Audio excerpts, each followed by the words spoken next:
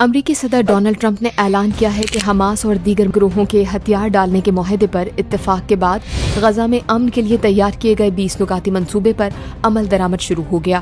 اسرائیلی فوج مرحلہ وار غزہ سے انخلا کرے گی۔ صدر ڈونلڈ ٹرمپ نے اس پیش رفت کو تاریخی معاہدہ قرار دیتے ہوئے کہا ہے کہ اس سے غزہ کے لیے میرے 20 نکاتی منصوبے پر عمل درآمد کی راہ ہموار ہو گئی ہے۔ ٹرمپ کا یہ اعلان امریکہ کی ثالثی میں ہونے والی جنگ بندی کے تقریباً 9 ماہ بعد سامنے آیا ہے، جبکہ جنگ بندی کے دوسرے مرحلے پر اسرائیل اور حماس کے درمیان مذاکرات تعطل کا شکار تھے۔ ٹرمپ کے مطابق معاہدے کے تحت حماس کے مکمل غیر مسلح ہونے کے ساتھ اسرائیلی فوج بتدریج غزہ سے نکلے گی، جبکہ ایک بین الاقوامی استحکامی فورس اور نئی فلسطینی پولیس غزہ کی سیکیورٹی سنبھالے گی۔ انہوں نے کہا کہ غزہ میں نئی فلسطینی عبوری حکومت قائم کی جائے گی تاکہ عوامی خدمات اور انتظامی امور چلائے جا سکیں۔ 20 نکاتی منصوبے کے اہم نکات کیا ہیں؟ غزہ کو غیر مسلح اور شدت پسندی سے پاک علاقہ بنایا جائے گا۔ جنگ کے خاتمے کے لیے اسرائیلی فوج مرحلہ وار انخلا کرے گی۔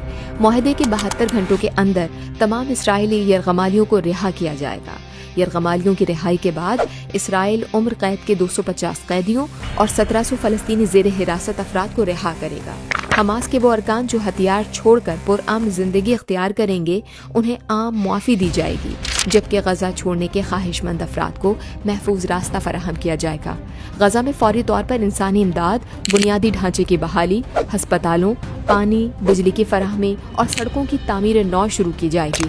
غزہ کی عبوری حکومت ماہر فلسطینی شخصیات پر مشتمل ہوگی، جس کی نگرانی ایک بین الاقوامی امن بورڈ کرے گا، جس کی سربراہی ٹرمپ کریں گے۔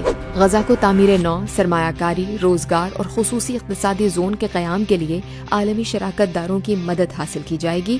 کسی بھی فلسطینی کو غزہ چھوڑنے پر مجبور نہیں کیا جائے گا، تاہم جو جانا چاہے گا اسے واپسی کے حق کے ساتھ اجازت ہوگی۔ غزہ میں حماس یا کسی بھی گروہ کو مستقبل میں حکومت یا سیکیورٹی کا کوئی کردار نہیں دیا جائے گا، جبکہ تمام عسکری ڈھانچہ ختم کیا جائے گا۔ امریکہ، عرب ممالک اور دیگر شراکت داروں کے تعاون سے بین الاقوامی استحکامی فورس تعینات کی جائے گی، جو فلسطینی پولیس کی تربیت بھی کرے گی۔ منصوبے میں فلسطینی ریاست کے قیام کے لیے مستقبل میں سیاسی عمل شروع کرنے اور اسرائیلی اور فلسطینی قیادت کے درمیان مذاکرات کی بحالی کی بھی تجویز شامل ہے۔ واضح رہے کہ غزہ جنگ 7 اکتوبر 2023 کو حماس کے اسرائیل پر حملے کے بعد شروع ہوئی تھی، جس کے نتیجے میں اب تک اسرائیلی کارروائیوں میں 73,000 سے زائد فلسطینی شہید ہو چکے ہیں۔